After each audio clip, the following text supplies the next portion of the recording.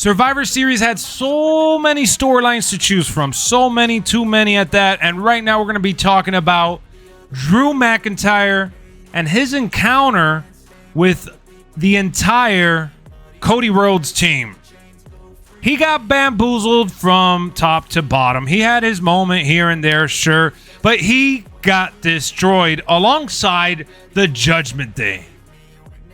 Randy Orton and him had a beautiful stare down, kind of reigniting their rivalry. I really, really loved it. But everyone's been talking about how Seth Rollins is pissed off at CM Punk, that CM Punk is back.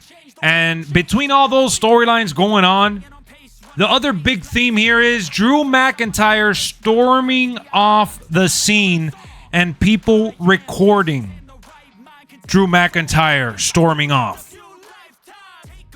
Guys, Drew McIntyre is not mad at WWE, and that is not why he walked out the way he walked out, holding his head and marching off the ramp.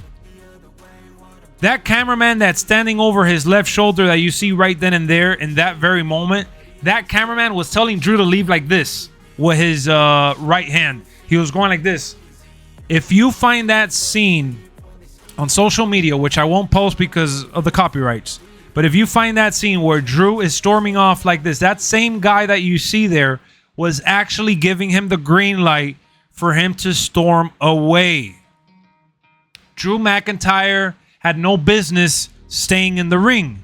He is not part of Judgment Day. He was only there to get revenge on Jay, and they knew that there was something else that was about to happen, and they needed to have him gone from the moment, because otherwise, if you recover from a beatdown and the guy you're supposed to hate is still in the ring, which is Jey Uso, what would you do if this was real life?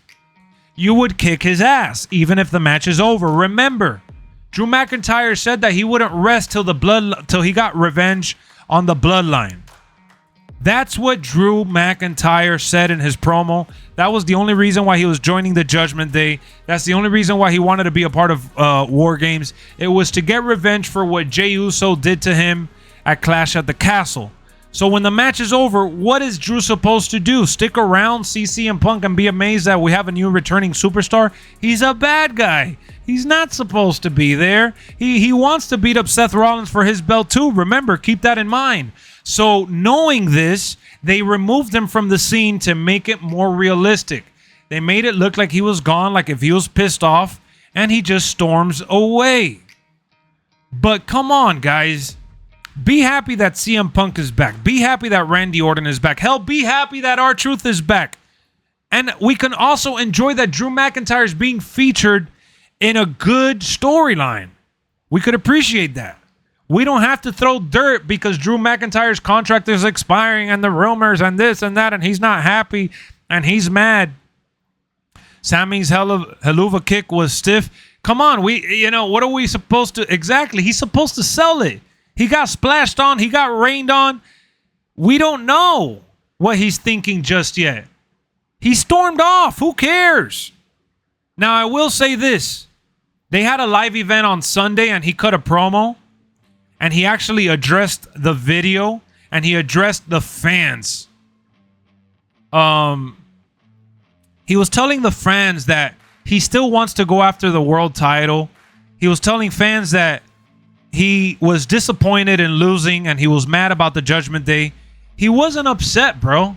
He's not legit mad. He's not quitting WWE. Now, if his contract expires and Tony Khan gives him a big offer to go to AEW and he gets more money and more screen time and a bigger role, then that could happen.